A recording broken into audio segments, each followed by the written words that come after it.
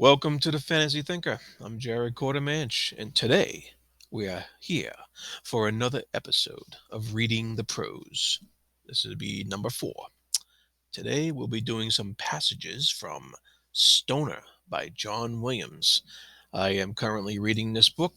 I am about 100 pages in, and I'm enjoying it immensely so far. It's a very entertaining read, and it's not fantasy, which is okay. We can do that every once in a while. All right. So the passages I'm going to pick out of here, I think, really speak to the reader, really speak to people like us on BookTube who love to read.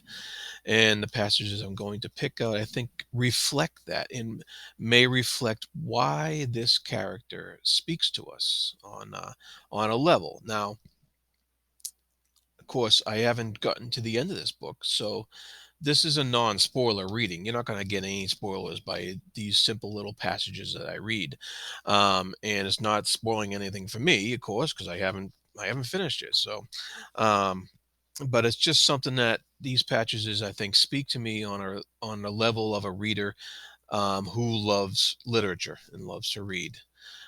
So on page 20.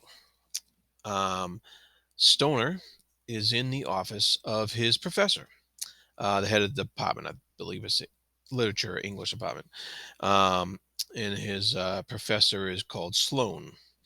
And so Sloan is talking to him about completing his work for a Master of Arts.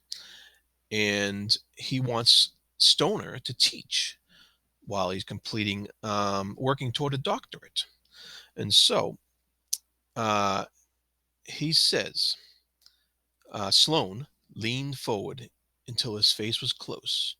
Stoner saw the lines on the long, thin face soften, and he heard the dry, mocking voice become gentle and unprotected. But don't you know, Mr. Stoner? Sloane asked. Don't you understand about yourself yet? You're going to be a teacher. Suddenly, Sloane seemed very distant, and the walls of the office receded. Stoner felt himself suspended in the wide air, and he heard his voice ask, Are you sure? I'm sure, Sloane said softly. How can you tell? How can you be sure? It's love, Mr. Stoner, Sloane said cheerfully. You are in love. It's as simple as that. And so, with that passage, Williams is telling us we, the reader, are in love with literature the same way Stoner is.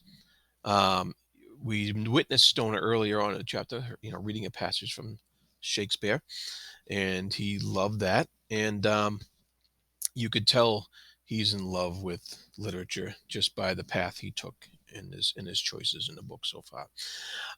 And so, but I think that passage really speaks to us, the booktubers who love reading literature, and anybody else who loves reading literature. If anybody else in the world has read this, I think it speaks to somebody who really just likes to read and loves literature. We are in love with reading. Um, and there's also another passage a little further on that we'll go to. It's on page 28. So, not too far in. Oh, I'm sorry, 26. Not too far in. And this passage is this is when Stoner is working on a farm to help subsidize his living arrangements.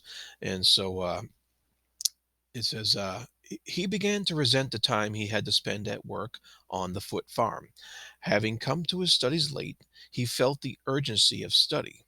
Sometimes, immersed in his books, there would come to him the awareness of all that he did not know, of all that he had not read, and the serenity for which he labored was shattered as he realized the little time he had in life to read so much to learn what he had to know. And so, which of us hasn't felt that? Which of us hasn't felt that awareness that there's so much to read? How am I ever going to finish that? Of course, we need to enjoy it as we do. But that is, I'm sure that is a question that has come up with a lot of us. Wow, there's a lot out there. There's a lot to read.